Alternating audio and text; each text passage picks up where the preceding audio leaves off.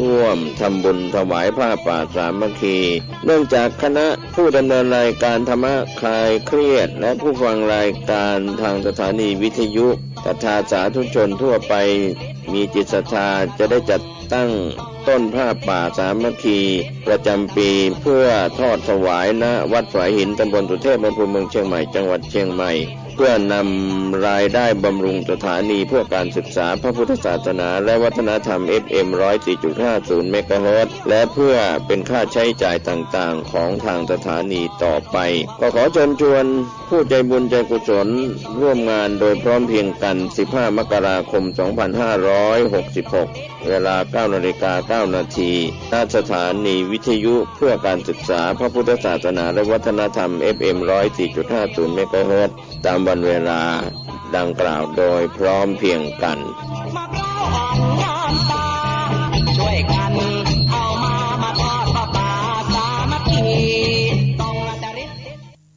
อันเพื่อการประชาสัมพันธ์ขอเชิญชวนศรัทธานักศิลนักบุญทั้งหลายร่วมทำบุญอายุวัฒนมงคลครบรอบ 62 ปีติด11 พรรษาพระภาวนาธรรมาภิรัตน์ไฝปัตนารองเจ้าคณะอำเภอเมืองเชียงใหม่เจ้าวาดวัดร่ำเปิงตะโปธารามเจ้าสำนักปฏิบัติธรรมประจำจังหวัดเชียงใหม่แห่งที่2จัดงานระหว่างวันอาทิตย์ที่ 22 และวันจันทร์ที่ 23 มกราคม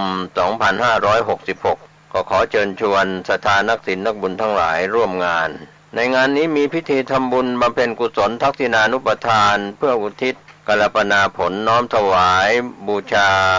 คุณบุรพาจารย์พระเดชพระคุณหลวงปู่พระพรหมมงคลไฝปัตนาหลวงปู่ทองสิริมังคโรพระเจ้ายอดเชียงรายพระนางอัตปาเทวีและบรรพบุรุษผู้มีอุปการะคุณวีรชนบุปการีชนของวัดร่ำเปิงตะโปธารามก็เชิญชวนศรัทธานักศิลนักบุญทั้งหลายร่วมงานวันอาทิตย์ที่ 22 มกราคม 15:30 น.ในส่วนของพิธีทักษิณานุปทานและในพิธีวันจันทร์ที่ 23 มกราคม 2566 นั้นเป็นพิธีทำบุญอายุวัฒนมงคล 62 ปี 41 พรรษาพระภาวนาธรรมาภิรัตน์ไฝปัตนาเชิญท่านร่วมงานบุญนี้ท่านที่จะติดต่อสอบถามรายละเอียดเพิ่มเติมได้ที่สำนักงานวัดร่ำเปิง 062-216-8339 หรือที่ 065-032-7592 ก็เป็นงานบุญงานกุศลของวัดร่ำเปิงตะโปธารามตำบลสุเทพอำเภอเมืองเชียงใหม่จังหวัดเชียงใหม่เชิญท่านร่วมงานนี้โดยพร้อมเพรียงกันขอสภะมงคลจงเกิดแก่ท่านทั้งหลายบุคคลใดมีสติสัมปชัญญะรู้สึกตัวตั้งแต่ตื่นก็รู้ตื่นแล้วไปห้องน้ำเราก็รู้แปรงฟันเราก็รู้เก็บกวาดทำความสะอาดเราก็รู้เมื่อเรามีคำว่าตัวรู้อยู่ในตัวตนของเราก็จะคิดแต่คำว่าความดีตั้งแต่เท้าขวาย่างก็รู้สึกเท้าซ้ายย่างก็รู้สึกสามารถกำหนดตัวรู้ได้มือขวามือซ้ายจับวัตถุสิ่งของใดๆสามารถกำหนดรู้ได้อายตนะตาหูสัมผัสกับรูปกับเสียงก็สามารถกำหนดรู้ได้เมื่อเราสามารถกำกับกำหนดควบคุมอายตนะของเราอวัยวะของเราได้เท่ากับเราสามารถกำหนดชีวิตเราได้อนาคตของเราได้หากเราไม่สามารถกำกับกำหนดควบคุมอายตนะของเราอวัยวะของเราได้เราก็ไม่สามารถกำหนดชีวิตเราได้กำหนดอนาคตเราได้ ธรรมะของพุทธเจ้าให้อยู่กับปัจจุบันปัจจุบันเป็นผู้ที่สร้างอนาคตปัจจุบันเป็นผู้ปรับปรุงเปลี่ยนแปลงมิให้เราไปเหมือนอดีตที่มันดีอยู่แล้วปัจจุบันมันก็จะปรับปรุงเปลี่ยนแปลงให้ดียิ่งกว่าเก่าอดีตที่มันไม่ดีก็พิจารณาในอดีตไม่ให้เกิดขึ้นอีกในปัจจุบันเรียกว่าตัวรู้หรือการกำหนดรู้หรือสติสัมปชัญญะนั่นก็เป็นเครื่องป้องกันมิให้เราหลงทางหลงผิดให้เรามีสติตั้งมั่นให้กายวาจาใจเราหมดจดสะอาดปราศจากคำว่าความโลภความโกรธความหลงให้กายวาจาใจเรานั้นปราศจากความอยากทั้งปวงไม่ให้เกิดขึ้นที่ตาที่หูที่จมูกที่ลิ้นที่กายของเราเมื่อเราสามารถตัดความอยากไปได้ชีวิตหรือสภาวะจิตของเราก็สงบกายของเราก็สงบความอยากทั้งหลายเป็นเหตุให้เกิดความทุกข์ความอยากทั้งหลายเมื่อไม่ตอบสนองจะทำให้จิตใจเราเศร้าหมองความอยากทั้งหลายเมื่อมันปรากฏขึ้นที่กายที่ใจแล้วทำให้กายและใจสะเทือนและหวั่นไหว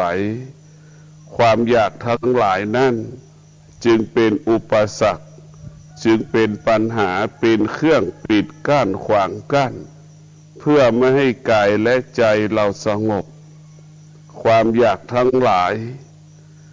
เมื่อเราสามารถฆ่าและทำลายความอยากเหล่านั้นได้กายเราก็สงบใจเราก็สงบความอยากทั้งหลายที่มันปรากฏขึ้นที่กายของเราจำเป็นต้องมีสติสัมปชัญญะที่จะปรับปรุงเปลี่ยนแปลงแก้ไขให้มันทุเลาเบาบางลงหรือให้มันหมดสิ้นไปในที่สุดจากกายและใจของเราพวกเราทั้งหลายได้มีสติสัมปชัญญะน้อมนำเอาคำสอนของพุทธเจ้าได้แก่คำว่าความอดทนวิริยะภาคเพียรมากำกับชีวิตมากำหนดชีวิตจะพัฒนาชีวิตจะแก้ปัญหาชีวิตที่มันเกิดขึ้นแล้วในอดีตหรือเป็นอยู่ณปัจจุบัน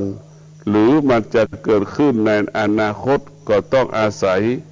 ขันติบารมีหรือความอดทนวิริยะบารมีหรือวิริยะภาคเพียรมาปรับปรุงเปลี่ยนแปลงแก้ไขเราจะพัฒนาก็ง่าย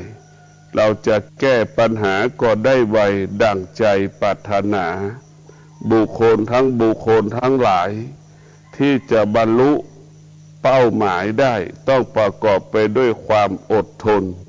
ต้องประกอบไปด้วยวิริยะภาคเพียรชีวิตของเราเมื่อเรามีสติสัมปชัญญะเราก็จะน้อมเอาธรรมมากำกับชีวิตอดทนชนะสำเร็จอดทนจึงเป็นบ่อเกิดแห่งความสำเร็จทั้งสิ้นทั้งปวงดังพระพุทธเจ้าได้บำเพ็ญเพียรขันติบารมีชาติหนึ่งจนถึงที่สุดได้เป็นพระพุทธเจ้าเพราะบำเพ็ญเพียรขันติบารมีชีวิตของเราอนาคตของเราจำเป็นต้องอาศัยขันติบารมีเป็นผู้กำกับกำหนดควบคุมให้กายวาจาใจเราเกิดคำว่ามั่นคงต่อความดีงามให้กายวาจาใจเรานั่นไม่หวั่นไหวเพราะเราอาศัยความอดทนก็เปรียบเสมือนกำแพงไม่มีสิ่งใดที่จะข้ามมาถึงมาทำลายเราได้เพราะเรามีกำแพง เป็นกีดขวางเพื่อป้องกันความชั่วไม่ให้เกิดขึ้นในกายในใจของเราบุคคลที่มีความอดทนย่อมต่อสู้กับเหตุการณ์ต่างๆปัญหาต่างๆสำเร็จได้โดยง่ายบุคคลที่มีความอดทนนั้นบุคคลนั้นจะเป็นบุคคลที่มีความละเอียดเมื่อเรามีความอดทนแล้วความคิดเราก็ละเอียดคำพูดเราก็ละเอียดการกระทำของเราก็ละเอียดเป็นที่ประจักษ์แก่คนทุกคนพวกเราทั้งหลายกายของเราใจของเรามีความพึงปรารถนาเช่นนี้แบบนี้อย่างนี้อย่างเนืองและต่อเนื่องตลอดกาลเวลาชีวิตของเราต้องการเราปรารถนาก็ขอให้พวกเราทั้งหลายใช้ความอดทนคำว่าสมปรารถนาจึงจะเกิดขึ้นกับชีวิตของเราเมื่อเราต้องการความสำเร็จเราก็ต้องใช้ความอดทนคำว่าความสำเร็จจึงจะเกิดขึ้นกับชีวิตของเราเมื่อเราต้องการคำว่าสำลิดผลเมื่อเรามีความอดทนความว่าสำลิดผลก็เกิดขึ้นกับชีวิตของเราเมื่อเราต้องการคำว่าคุณภาพประสิทธิภาพก็ต้องเกิดจากความอดทนจึงเป็นเหตุให้เกิดคำว่าคุณภาพประสิทธิภาพชีวิตของเราเมื่อดำรงตนด้วยหลักธรรมะนั้นจะบังคับให้กายวาจาใจเราคิดดีพูดดีทำดีมีสติสัมปชัญญะรู้สึกตัวอยู่ตลอดเวลาว่าเราจะต้องอดทนเราจะต้องใช้วิริยะภาคเพียรชีวิตของเราจึงจะประสบคำว่าสำเร็จชีวิตของเราจึงจะเกิดคำว่างอกงามความอดทนจึงเป็นเหตุให้เรานั้นเปลี่ยนแปลงชีวิตไปสู่ความดีงามไปสู่ความงอกงามได้นักปฏิบัติธรรมจะต้องต่อสู้กับกิเลสจะต้องต่อสู้กับความโลภความโกรธความหลงเมื่อนักปฏิบัติมีความอดทนก็จะชนะความโลภความโกรธความหลง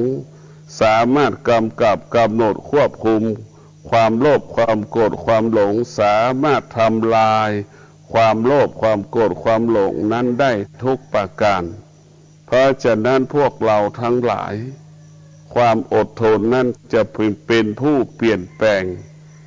ชีวิตของเราถ้าเป็นชาวบ้านถ้าเรามีความอดทนความยากจนก็หมดไปจากชีวิตของเราชาวบ้านทั้งหลายถ้ามีความอดทนชีวิตก็อุดมสมบูรณ์ด้วยทรัพย์สมบัติและปัจจัยสี่ชาวบ้านที่มีความอดทนชีวิตและครอบครัวนั้นอบอุ่นครอบครัวนั้นมีความสุขความอดทนจะนำมาซึ่งทรัพย์สมบัติและปัจจัยสี่หากความอดทนเกิดแก่ผู้ปฏิบัติผู้ปฏิบัติก็ปฏิบัติธรรมเกิดคำว่าสำลิดผลในการปฏิบัติธรรมในการประพฤติธรรมธรรมะของพระพุทธเจ้าว่าด้วยความจริงของชีวิตแต่ละวันแต่ละเวลาเรามีสติสัมปชัญญะเราก็ดำรงตนด้วยศีลสมาธิปัญญาศีลสมาธิปัญญาจึงนำพาชีวิตเราไปสู่จุดหมายเป้าหมายดังที่เราต้องการและปรารถนาทุกๆประการขอเจริญพรขอเจริญสุขญาติโยมท่านผู้ฟังทั้งหลายทุกท่านทุกคนวันนี้รายการปกิณกะแห่งธรรมะก็ได้มาพบมาปะกับญาติกับโยมอีกเช่นเคยอาตมาภาพ ตัวเจ้าวัดหนองตองหางดงจังหวัดเชียงใหม่มาปะญาติโยมเป็นประจำทุกวันในเวลาเดียวกันนี้และก็ทางสถานีวิทยุแห่งนี้ระยะนี้มาปะกันครั้งใดนั้นเราก็คงจะต้องสวดมนต์ถวายพระพรแด่สมเด็จพระเจ้าลูกเธอเจ้าฟ้าพัชรกิติยาภาที่พระองค์ทรงพระประชวรอยู่ก็ขอญาติโยมท่านทั้งหลายนั้นจงตั้งจิตเพื่อเป็นสมาธิดีเพื่อเกิดเป็นพลังอันแรงกล้าในการสวดมนต์ในครั้งนี้เอาละต่อไปนี้เราจะได้เริ่มกันขอญาติโยมตั้งใจว่าพร้อมกันไปอะระหังสัมมาสัมพุทโธภควาพุทธังภวันตังอภิวาเทมิกราบพระพุทธสวากขาโต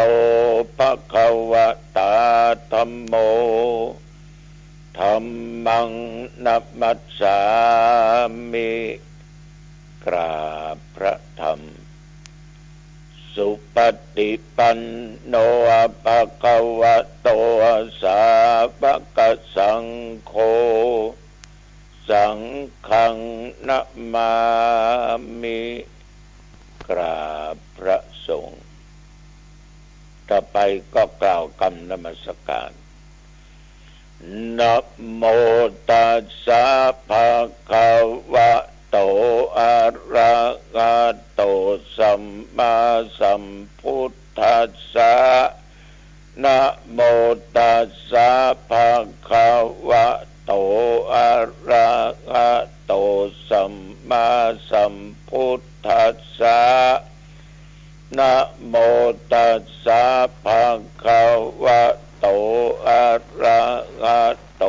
สัมมาสัมพุทธัสสะพุทธังสารนังคัจฉามิธัมมังสารนังคัจฉามิสังฆังสารนังคัจฉามิตุติยัมปิพุทธังสารนังคัจฉามิตุติยัมปิสังฆังสารนังคัจฉามิตุติยัมปิสังฆังสารนังคัจฉามิ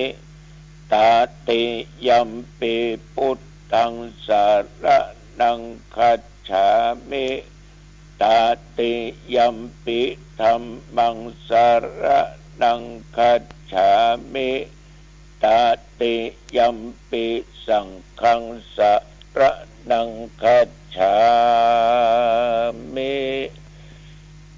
ยะโตอังภะคินิอาริยยะชาติยะชาโตนาภิชานาเมสัญจิตจะปานังชีวิตัวโบโลเปตัวเตนะสัจเจนะโสติเตโหตุโสติคัปปัสสะโพชังโคสติสังฆาโตธัมมานังวิจโยตถาวิริยัมปิติปัสสติโพชังคาจะตถาปะเดสมาทุเปขะโพชังคาสัตเตเตสัพพัทธัสสินามุนีนาสัมมาทัคคาตาภาวิตาภะหุลิกาตาสังวัตตันติอภิญญายานิพพานายะยาโพธิยาเอเตนะสะ โสธิเตโหตุสัพพะทาเอกัสสะมิงสะมะเยนะโทโมคันลานัญจากัสสะปังคิลาเนทุขิเตติสวาโพชังเกสัตตะเทสะเยเตจะตังอาภินันทิตวาโลกามุตจิงสุตังคะเนเตนะสัจจวัชเชนะโสธิเตโหตุสัพพะทาเอกทาธัมมราชาปิเกลันเยนะปิปิริโตจุนทัตถิเลนะตัญเยวะภานาเปตวานะสัทธาลังสัมโมทิตวาจะอาภาธาตัมมามุตทาสิฐานะโสเอเตนะสัจจะวัชเชนะโสทิเตโหตุสัพพะทาปะหินาเตจะอาภาธาตินนันนัมปิมะเหสินังมัคคาหัตตะกิเลสาวะปัตตานุปเตธัมมะตังเอเตนะสัจจะวัชเชนะโสทิเตโหตุสัพพะทาภวตุสัพพะมังคลังรักขันตุสัพพะเทวตาสัพพะพุทธานุภาเวนะสัทธาโสทิภวันตุเตภวตุสัพพะมังคลังรักขันตุสัพพะเทวตาสัพพะธรรมานุภาเวนะสัทธาโสทิภวันตุเตภวตุสัพพะมังคลังรักขันตุสัพพะเทวตาสัพพะสังฆานุภาเวนะสัทธาโสทิภวันตุเต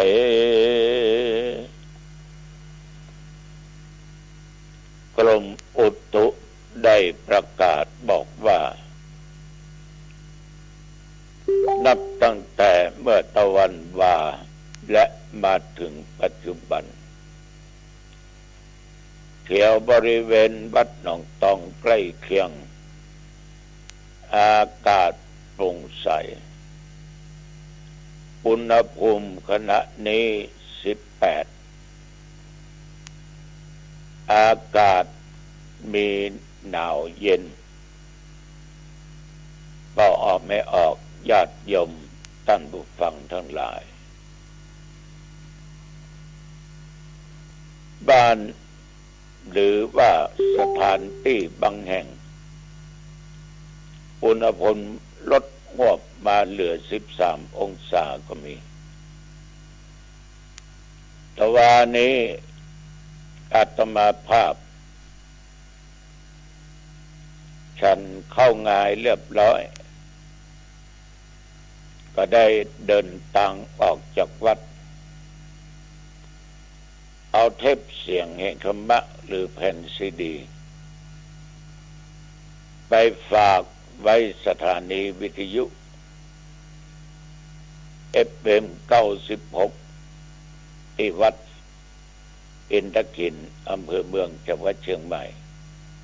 ในรายการทานธรรมทางสงบซึ่งก็จะออกวันจันทร์วันอังคารหน้าเนี่ยแล้วก็เอาไปฝากไว้ที่สถานีวิทยุรอดอหนองฮ้อก็ออกรายการวันนี้คือวันเสาร์ทั้งสองแห่งนั้นก็รักษาประเพณีวัฒนธรรมด้านภาษาเทศนาเป็นทำนองทำจาดกแบบพื้นบ้านพื้นเมือง สำหรับขึ้น96ของวัดพระธาตุเจ้าดอยสุเทพนั้นจะมีเจ้าหน้าที่เพิ่นบอกว่ามีงานมีบุญหลายที่รายการธรรมาภาพนั้นอาจจะเลื่อนไปออกในเวลาอื่นก็ได้อันนี้ก็สุดแต่ก็ออกไม่ออกทั้งหลายพระเจ้าบางครั้งก็ต้องเดินทางมาส่งด้วยตนเองเพราะด้วยความมั่นใจแน่ใจระหว่างเดินทางนั้นก็จะเช็คดูความที่เราประมาทนั่นนะบางครั้งก็ทำให้เสียเวลารายการหนึ่งซึ่งจะต้องส่งเป็น2 สัปดาห์แต่ว่าเอาไปเช็คดูในรถผลปรากฏว่าผิดไป1 วันเพราะว่าอาตมาภาพ ไม่ได้นั่งรถมาโดยไม่ได้เช็คโดยไอ้เทปที่จะเปิดแผ่นเสียงที่จะเปิดมันก็มีฉะนั้นญาติโยมท่านผู้ฟังทั้งหลาย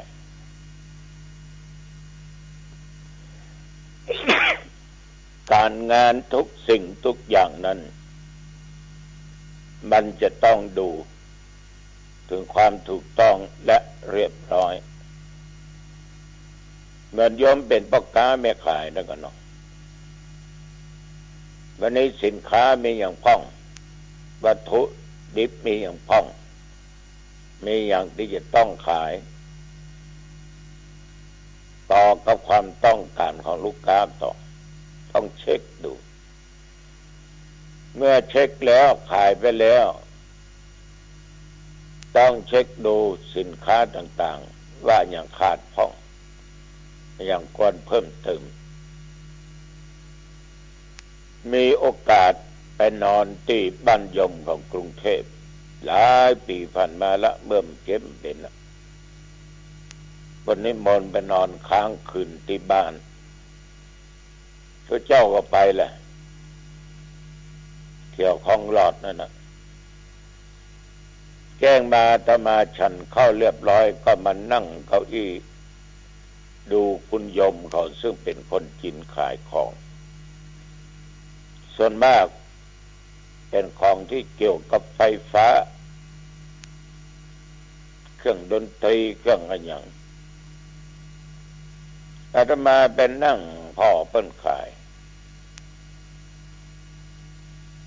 วันนี้ชิ้นนี้ขายได้เท่าใดสมมติว่าต้นทุน5,000ขายได้ไป7,000ต้นทุนต้นจะเก็บไปส่วนหนึ่งถุงหนึ่งกำไร2,000ชิ้นนี้ใส่ถุงหนึ่งทำอย่างนั้นตลอดแล้ววันนั้นก็เอาสตางค์ที่ได้กำไรในถุงนั้นมาจ่ายเป็นค่าอาหารแต่ทุกครั้งเป็นต้องจดว่านะซื้ออะไรอย่างพ้องเอาอย่างมากินพ้องเป็นก็จดไว้ประมาณ4 ทุ่มเนี่ยเป็นก็ปิดร้านกันประมาณ2 ทุ่มเป็นจะรู้ละบันนี้การค้าการขายเช็คดูว่าในสุทธิกำไรรวมหมดได้เท่าใดหักค่าใช้จ่ายแล้วเหลือเท่าใดเป็นเก็บไปคนละถุงมันจะเหมือนหมู่เฮาหรอกค้าขายบางท่านบางคนต้นทุนกำไรก็ลงถุงเดียวหมดจะจ่ายซื้อจะกินไอ้หยังก็จกเอาถุงนั้นไปบางครั้งจกไปจกมากำไรหมดลึงเป็นแงมเบ็ดตูนมั้งคือทุนที่ตั้งไว้นั่นน่ะต้นทุนตัวใดก็หมดไปเลยก็เลยสูญอ้าง ฉะนั้นญาติโยมคนเฮานี่จะต้องเช็คดูในการประพฤติของตัวเองตัวเช็คดูในการกระทำของตัวเองตัวเราต้องเช็คดูเอาความถูกต้องฉะนั้นญาติโยมท่านผู้ฟังทั้งหลายตวาตมาจึงเอาแผ่นเสียงแห่งธรรมะไปส่งเองตอนนั้นมากลางวันก็พบปะกับญาติกับโยมเพิ่นไปตานขันเข้าพ่องเนาะมันเดือน4เป็นอยู่น่ะตานขันเข้าพ่องก็ได้โอได้จากับญาติกับโยมบ้าคนเฒ่าคนหนุ่มบ้าหญิงบ้าชายนะทีนี้จนที่เรียกว่าเวลาผ่านไปถึง3 โมงครึ่งอาตมาก็ส่งน้ำอาบน้ำหลังจากที่ออกกำลังกายเรียบร้อย4:39ก็เดินทางออกจากวัดไปเทศนาธรรมที่วัดใหม่อำเภอวังเหนือจังหวัดลำปางออกเดินทางจากเชียงใหม่ไปเนี่ยจากวัดดอกตอง4:39เอาการเดินทางนั้นจะมาดึงกะละว่ามันจะต้องรถติดกันเพราะเวลานั้นเป็นเวลาที่เป็นเลิกองเฮียนกันเลิกงานกันเป็นส่วนมากแล้วก็จะปิดบ้านปิดจ่องไปถึง3 แยก 4 แยกนี่ที่ไฟแดงไฟเขียวนั่นนะรถมันติดเอาเหลวไปทั้งหลังจะเป็นกิโลเกี่ยวไปทั้งหลังจะเป็นกิโลพอไปหน้าก็ติดกันต้องไปจอดแยกไฟแดงที่หั่นที่นี่ต้องเสียเวลาบางแห่งก็เกือบ10 นาทีเดินทางมาจากวัดหนองตองมาได้มามืดค่ำเหตุที่ดอยสะเก็ด6 โมงป่ายยังบ่พ้นอำเภอดอยสะเก็ดเถอะญาติโยม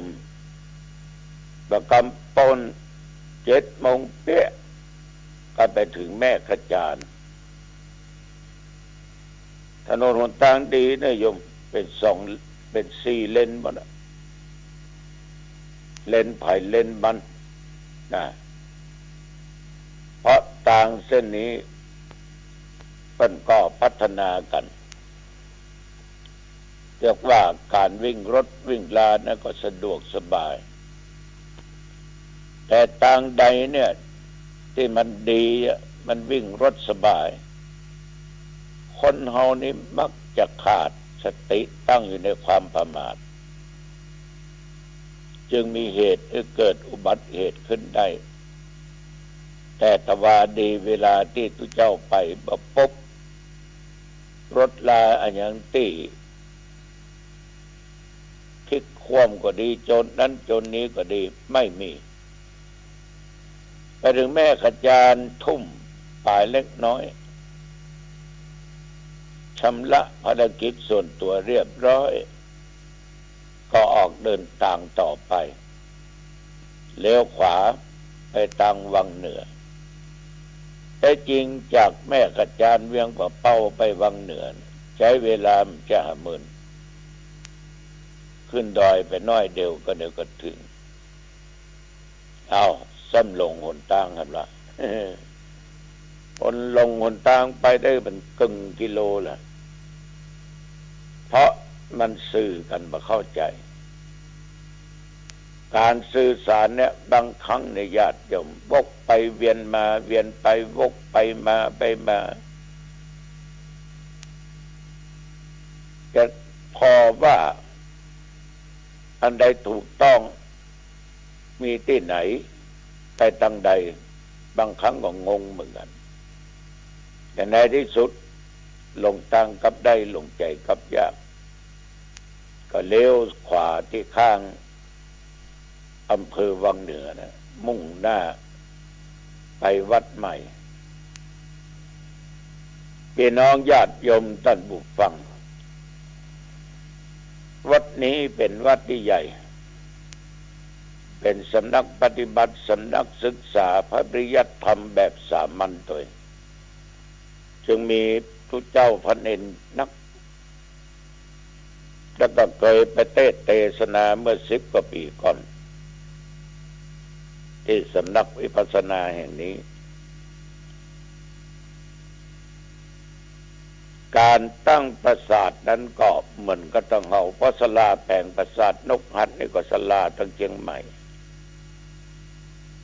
ญาติโยมก็เป็นปราสาทวางไว้บนหลังนกหัดเสดดิ่งก็เรียกว่าสมกับตัวของผู้ถ่ายเพราะมันมีชีวิตอยู่นั้นอ่านดูประวัติได้โล่ได้อย่างนี้โอ้โหบรรย่อยเลยญาติโยมที่ได้เหมือนกันกัตมาภาพนั่นก็คือเจ้าเสมาธรรมจักรได้รับจากฟ้าเทพและอีกนอกนั้นก็เป็นโล่เป็นเกียรติคุณเกียรติบัตรหลายอย่างแต่ต้านองค์เนี้ยต้องมาจบชีวิตลงเพราะโรคร้ายแรงรุนแรงนั่นคือโรคมะเร็งพี่น้องญาติโยมท่านผู้ฟังเขาก็ถามทุกเจ้าอาวาสองค์ใหม่ว่าท่านเป็นอย่างตายท่านก็ตอบว่าเป็นโรคมะเร็งหลวงพ่อเพื่อหูกับวาระสุดท้ายละเอามาตรวจที่เชียงใหม่เอาไปตรวจที่ศูนย์มะเร็งลำปางเวลานั้นปัญญุตได้78เขาเป็นตายปีแล้วหรอกญาติโยมท่านผู้ฟังทั้งหลายยาเนี่ยเสี่ยงยังแต่โรคนี้มันถึงมาหายมันจะมียาวิเศษที่ไหนมาสามารถยับยั้งมันได้เนี่ยก็ได้สักกรรมนะจะจ่อยคนทั้งหลายกรรมในที่สุดมาต้านก็ต้องจากโลกนี้ไปสู่โลกหน้าถ้านับอายุถอยหลังไปถึงวันนี้ปัจจุบันนี้ท่านพระครูเจ้าก็ได้79เอาก็มาอ่านดูประวัติสะดุ้งอย่าละสะดุ้งอย่างเป็น79ยังตายกู77แล้วมันก็ถึงรอดยามัจจุราชมันตยย่อมอยู่นั่นล่ะญาติโยมท่านผู้ฟังทั้งหลายกรรมนะมันรอที่จะซ่ายอยู่หั่นตลอดเวลาบ่ว่าคนรวยบ่าคนจนว่ายิงใจบ่าคนดีคนร้ายจะเป็นนักบวชไม่ใช่นักบวชจะเป็นพระราชามหากษัตริย์จะมีเงินมีทองเข้าของขนาดไหนก็จ้างในที่สุดแห่งที่สุดมันก็ต้องมาถึงนั่นคือความตายกบหันภัยที่จะลบได้หลีกได้หนีไปทางใดพ้นได้เพราะเรื่องเหล่านี้เวลาเขามาเกิดก็กรรมนั้นมาเกิดเวลาที่ยังมีชีวิตอยู่เขาก็ใจกรรมแล้วก็สร้างกรรมเมื่อถึงเวลากรรมก็เอาไปละตายไปก็กรรมก็นำไปแต่ทางใดบอกว่ามันก็มีเส้นบนกับเส้นล่างถ้าไปทำวันดีก็ไปเส้นล่างไปทางอบายภูมิจะเกิดเป็นเป็ดเป็นผีเป็นอสุรกายเป็นสัตว์นรกเป็นสัตว์เดรัจฉาน ถ้าว่ากรรมดีมีนักก็ขึ้นสวรรค์ชั้นฟ้าตลอดถึงพระนิพพานมันก็อยู่ที่กรรมของภัยกรรมของมันที่สร้างมามันก็ถึงได้เสมอว่ามันจะหลีกมาได้หนีถึงพ้นฉะนั้นศรัทธาสาธุชนญาติโยมเมื่อมีชีวิตอยู่เนี่ยขอฝากกับทุกท่านทุกคนอย่าได้ประมาทในชีวิตเป็นเด็ดขาดเด้อเอาอยู่ที่ไหนจะไปทางใดจะนั่งจะนอนจะยืนจะเที่ยวจะหลับจะกินข้าวจะเนี้ยอย่างก็จ้างนั่งในรถนั่งในบ้านที่ไหนก็ตามกรรมเนี่ยมันติดตัวเราไปทุกคนทุกแห่งแล้วกรรมนี่แหละจะเป็นผู้ตัดสินเมื่อเขาตายเขาหมดลมหายใจจะไปทางบนไปทางลุ่มทางที่ว่าไปทางนรกไปทางสวรรค์กาฉะนั้นก็พอสรุปได้ว่าโดยญาติโยมสร้างความดีอากาศมันก็หนาวขนาดแต่คืนแล้วนี่ลดลงมาเหลือ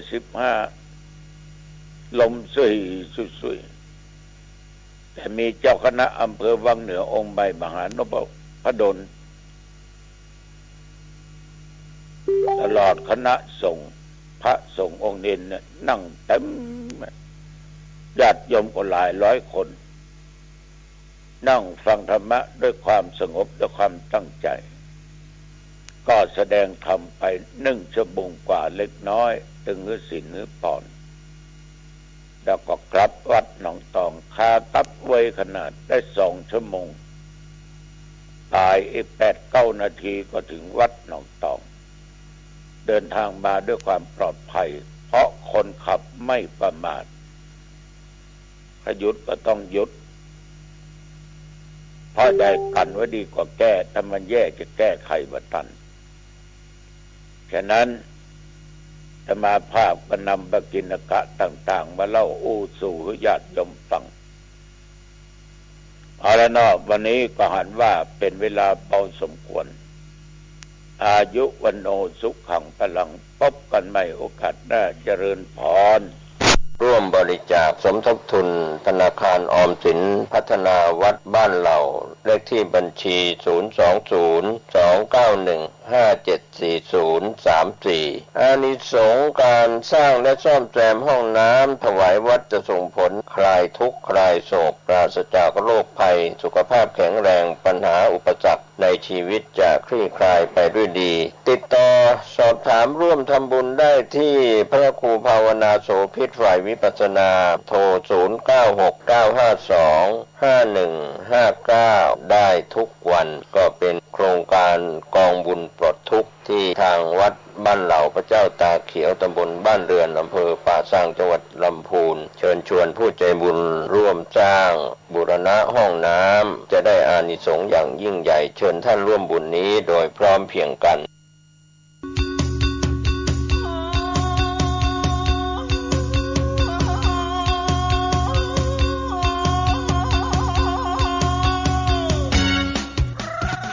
ข่าวสารเพื่อการประชาสัมพันธ์ขอเชิญชวนศรัทธานักศิลนักบุญทั้งหลายร่วมทำบุญฉลองถาวรวัตถุและเสนาสนะปล่อยหลวงฉลองสมโภชการก่อตั้งวัดวังสิงห์คำครบ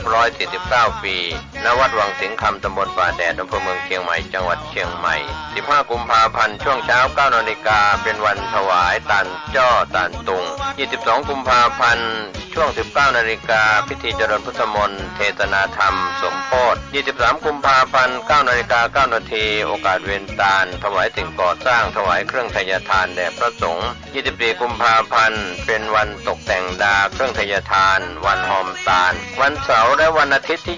25และ26 กุมภาพันธ์ 2566ตั้งแต่เวลา 9 นาฬิกาเป็นต้นไปคณะศรัทธาวัดวังสิงห์คำและหัววัดต่างๆแห่ เครื่องไทยทานเข้าร่วมทำบุญในโอกาสนี้ก็เชิญชวนศรัทธาสาธุชนร่วมทำบุญรับเป็นเจ้าภาพสังฆทานถวายพระมหาเถรานุเถระที่นิมนต์มาเจริญพุทธมนต์สังฆทานถวายหัววัดและขอเชิญชวนทุกท่านร่วมงานและร่วมทำบุญในครั้งนี้โดยทั่วกันติดต่อบริจาคร่วมทำบุญได้ที่วัดวังสิงห์คำ0817836540ได้ทุกวันก็เป็นงานบุญงานกุศลฉลองถาวรวัตถุและเสนาสนะปล่อยหลวงฉลองสมโภชการก่อตั้งวัดวังสิงห์คำครบรอบ149ปีณวัดวังสิงห์คำตำบลป่าแดดอำเภอเมืองเชียงใหม่จังหวัดเชียงใหม่15กุมภาพันธ์ถึง26กุมภาพันธ์ขอเชิญท่านร่วมงานบุญนี้โดยพร้อมเพรียงกันแดงเป็นเจ้าอาวาสสร้างโบสถ์สร้างวิหารศาลาบาทนิมนต์โฮวัดโฮมทำบุญประจำปีรำวงรำนาข่าวสารเพื่อการประชาสัมพันธ์ขอเชิญชวนผู้ใจบุญร่วมบุญจัดซื้อที่ดินถวายวัดกู่มาปินร้าง300ปีบ้านป่าขุยหมู่ที่3ตำบลสันปูเลยอำเภอดอยสะเก็ดจังหวัดเชียงใหม่เพื่อขยายพื้นที่วัดเพิ่มขึ้นเนื่องจากวัดมีพื้นที่น้อยจะทำการสร้างเป็นศาสนสถานที่ปฏิบัติธรรมสืบสานศาสนาต่อไปร่วมบุญได้ที่ธนาคารกรุงเทพเลขที่บัญชี772-015-2391ชื่อบัญชีวัดชัยสถานเพื่อบูรณะวัดกู่มาปินหรือติดต่อสอบถามร่วมทำบุญได้ที่พระครูประภัชชยคุณเจ้าคณะตำบลสันปุเรยเขต2วัดชัยสถานป่าเศร้าน้อย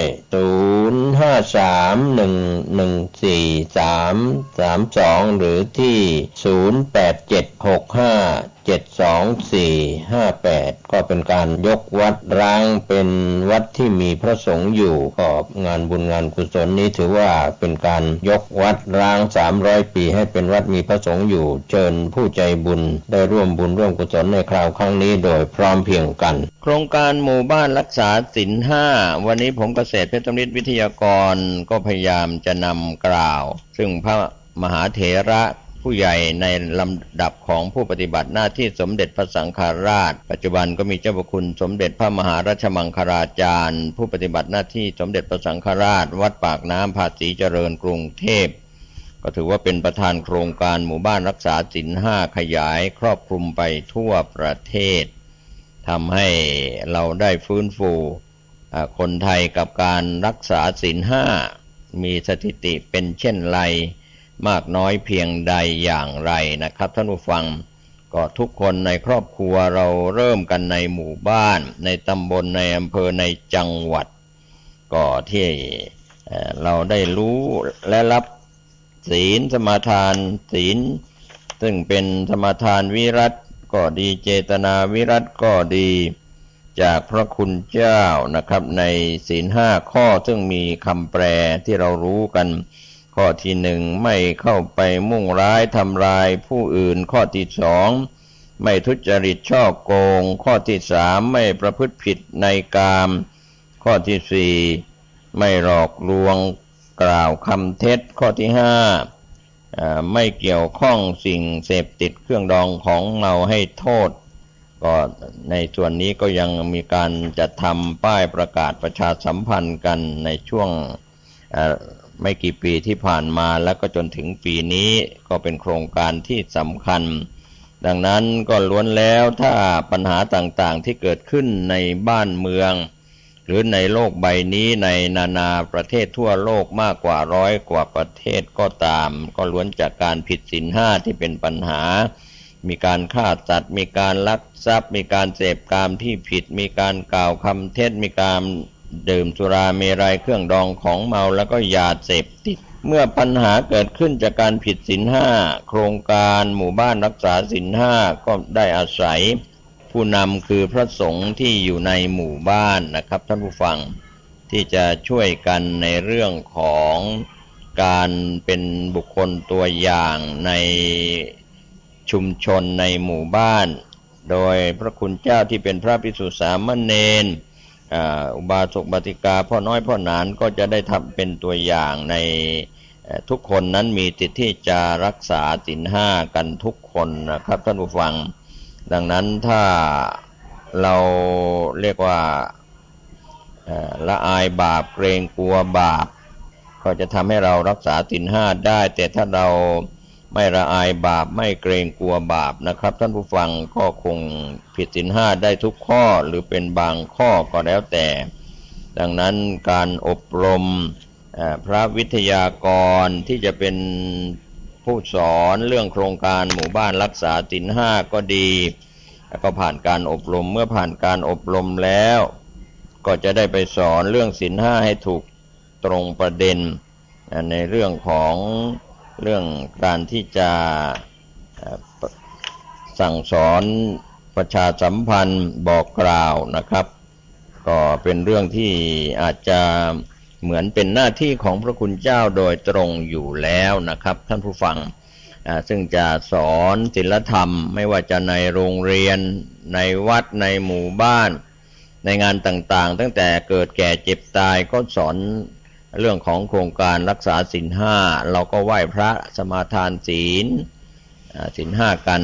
นอกจากกรณีพิเศษศีลแปดศีลอุโบสถศีลก็ในช่วงเทศกาลเข้าพรรษาก็ดีออกพรรษาก็ดีเราก็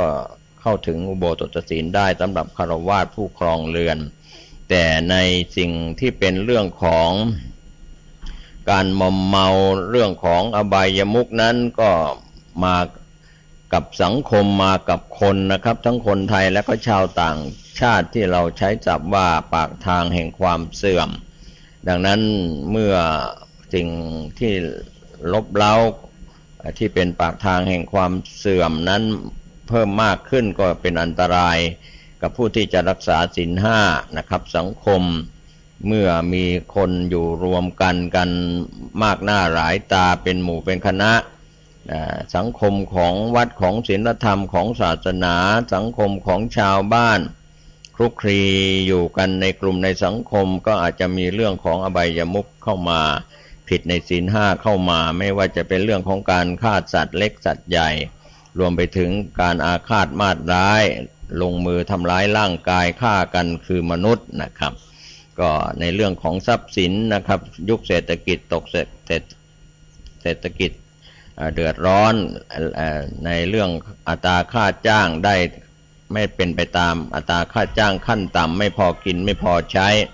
ชักหน้าไม่ถึงหลังบางคนก็ไปก่อนหนี้ยืมสินมีปัญหาอีลุงตุงนังเป็นปัญหาตามมาเรื่องราวต่างๆที่เกี่ยวกับสถาบันครอบครัวก็เป็นเรื่องที่น่าเป็นห่วงนะครับครอบครัวของวัดนั้นก็คือท่านเจ้าว่าจะต้องอบรมดูแลพระภิกษุสามเณรภายในวัดก็ยังเป็นส่วนขอบเขตของกำแพงวัดแต่ว่าส่วนนอกวัดนั้นพ่อหลวงพ่อกำนันองค์กรปกครองส่วนท้องถิ่นก็ยังมีความห่วงใยเรื่องของทั้งเด็กทั้งผู้ใหญ่ปัญหาเรื่องยาเสพติดที่ระบาดในหมู่บ้านในตำบลในพื้นที่เจ้าหน้าที่ฝ่ายปกครองไม่ว่าจะเป็นฝ่ายองค์กรปกครองส่วนท้องถิ่นก็ดีทหารตำรวจหรือเจ้าหน้าที่ต่างๆทุกหน่วยงานที่มีอยู่ก็ยังหนักอกหนักใจเพราะปัญหาเรื่องของการผิดศีลห้าในช่วงหลายวันก่อนได้รับคำพยากรณ์ทำนายของครูบาเจ้าศรีวิชัยซึ่งเป็นนักบุญแห่งล้านนาไทยก็อยากจะฝากให้ท่านผู้ฟังที่ผมได้แบ่งปันความคิดในวันนี้ว่านักบุญคือครูบาศรีวิชัยซึ่งก็มีประวัติต่างๆศึกษาแล้วก็จะเราเดินตามรอยครูบากันในล้านนาหรือในจังหวัดต่างๆก็ตามก็เป็น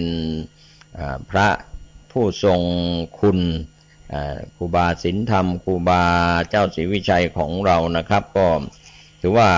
เป็นนักบุญแห่งล้านนาแล้วก็เป็นผู้มีศีราจารวัตรที่คนที่เกิดทันในยุคของท่านก็ดีมีความงดงามเคร่งครัดดังนั้นถ้าเราศึกษากันเจริญรอยตามกันครูบาศรีวิชัยเป็นที่รู้จักแล้วก็อยู่ในความทรงจ ของชาวล้านนา 7-8 จังหวัดภาคเหนือตอนบนนะครับการที่ท่านเป็นผู้นำในการสร้างทางขึ้นสู่วัดพระธาตุดอยสุเทพโดยพลังศรัทธาของประชาชนเป็นจำนวนมากทั้งกำลังกายกำลังทรัพย์ก็แม้ว่าจะใช้เวลาไม่นานเพียง5 เดือนเสร็จก็ไม่ต้องใช้งบประมาณของรัฐบาลในสมัยนั้นหรือว่าในงบประมาณของส่วนทางราชการเลยนะครับระยะทางประมาณ11 กิโลเมตรเศษจากเชิงดอยสุเทพขึ้นไปยังวัดพระธาตุดอยสุเทพนะครับอันนี้ก็ถือว่าเป็นศูนย์รวมพลังอันสำคัญครูบาสินธรรมหรือว่าครูบาศรีวิชัยนะครับท่านยังทำนายบ้านเมืองไว้ในภายภาคหน้าในยุคของท่าน100 กว่าปีมาแล้วนะครับเหตุการณ์ต่างๆที่ท่านพยากรณ์ไว้อาจจะเป็นเรียกว่าเป็นญาณวิเศษเป็นกรณีพิเศษนะครับก็เราก็ใช้วิจารณญาณในการรับรู้ข้อมูลในเรื่องราวต่างๆที่ผมได้รับเอกสารมาก็ถือว่าหลายท่านก็เมื่อไปรับรู้รับทราบข้อมูลคำพยากรณ์คำทำนายทายทักที่ครูบาได้พยากรณ์ไว้ในสมัยนั้นอาจจะตรงในยุคปัจจุบันครับเรื่องราวต่างๆซึ่งมีภาษาเป็นภาษาพื้นเมืองแล้วก็มีการขยายเนื้อความก็ขออนุญาตจากครูบาเจ้าศรีวิชัยที่จะนำขยายให้กับคนยุคปัจจุบันได้รับรู้รับทราบกันนะครับส่วนภาษากำเมืองเปิ้นก็กล่าวไว้ที่พอนำมาเสนอให้ท่านแล้วจะขยายเป็นภาษาไทยเพิ่มเติมเข้ามาโดยครูบาพยากรณ์ไว้ว่าต่อไปเบื้องหน้าวัดจะมองจะห่างหนต่างจะเลื่อนโฮงเฮียนจะดีคนบ่มีจะได้กินข้าวคนเฒ่าใส่เสื้อขาวแม่ห้างนางสาวจะนุ่งเตี่ยว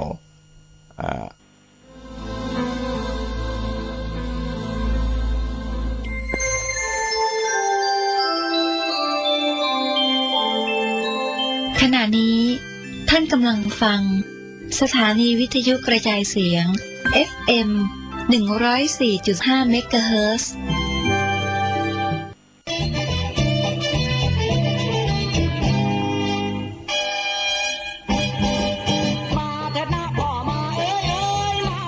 ข่าวสารเพื่อการประชาสัมพันธ์ขอเชิญชวนผู้ใจบุญร่วมทำบุญถวายผ้าป่าสามัคคีเนื่องจากคณะผู้ดำเนินรายการธรรมะคลายเครียดและผู้ฟังรายการทางสถานีวิทยุศรัทธาสาธุชนทั่วไปมีจิตศรัทธาจะได้จัดตั้งต้นผ้าป่าสามัคคีประจำปีเพื่อทอดถวายณวัดฝายหินตำบลสุเทพอำเภอเมืองเชียงใหม่จังหวัดเชียงใหม่เพื่อนำรายได้บำรุงสถานีเพื่อการศึกษาพระพุทธศาสนาและวัฒนธรรม FM 104.50 เมกะเฮิรตซ์และเพื่อเป็นค่าใช้จ่ายต่างๆของทางสถานีต่อไปก็ขอเชิญชวนผู้ใจบุญใจกุศลร่วมงานโดยพร้อมเพรียงกัน15 มกราคม